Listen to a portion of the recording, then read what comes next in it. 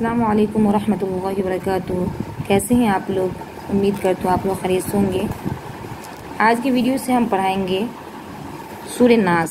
دیکھیے، اس سے پہلے آپ سورہ فلق کو پڑھیں اور ان کے ترجمہ وغیرہ کو دیکھیں، اور ان کے علاوہ ان کے لفظی ترجمہ کے بارے میں آپ کو بتائی تھی کہ آپ سب سے پہلے لفظی ترجمہ کو یاد کیجیے، پھر روا ترجمہ کو یاد کیجیے گا، کیونکہ اگر آپ کو لفظ کا ترجمہ معلوم ہو جائے گا تو پھر آپ کے لیے ترجمہ کرنا آسان ہو جائے گا۔ اور سب سے بڑی بات اور سب سے اہم بات یہ ہے کہ آپ قواعد کو یاد کیجیے۔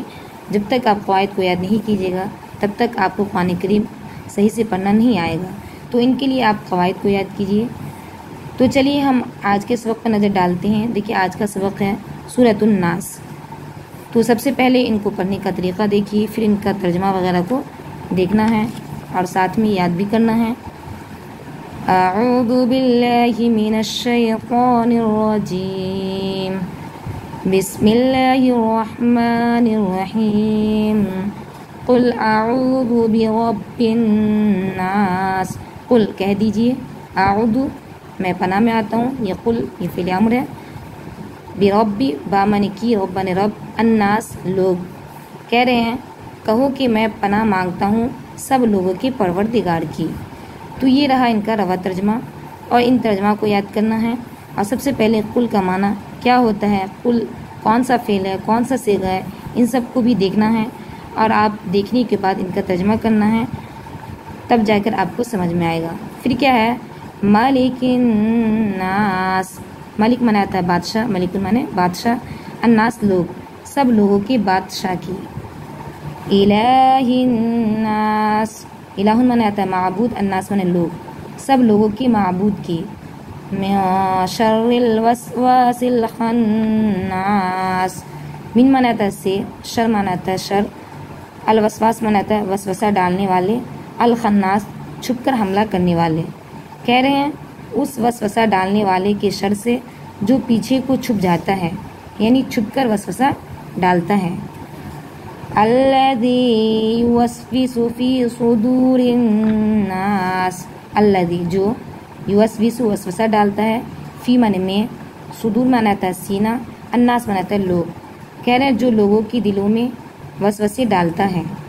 من الجنۃ والناس، من معنی آتا ہے سے، الجنہ جو ہے یہ جن کی جمع ہے، اور الناس معنی آتا ہے انسان، چاہے وہ جنات میں سے ہو یا انسانوں میں سے ہو۔ تو اسی طریقے سے ان کا ترجمہ کرنا ہے، کیسے کیجیے گا، بسم اللہ الرحمن الرحیم۔ پہلے قرآن کریم کو پڑھنا سیکھیے، کیونکہ یہ تجوید سب سے پہلے آپ کو قرآن کریم کو پڑھنا سیکھنا ہے، پھر ان کے ترجمہ کو یاد کرنا ہے۔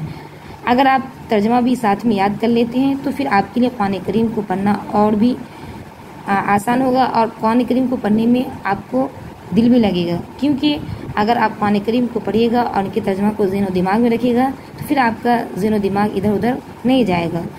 تو اس لیے آپ ان کے ترجمہ کو بھی یاد کر لیجیے گا، اور ہر نماز میں ان سورتوں کو پڑھنے کا اہتمام کیجیے گا۔ تو دیکھیے کیا ہے، بسم اللہ الرحمن الرحیم، قل اعوذ برب الناس، ملک الناس، الہ الناس، من شر الوسواس الخناس، الذی یوسوس فی صدور الناس، من الجنۃ والناس۔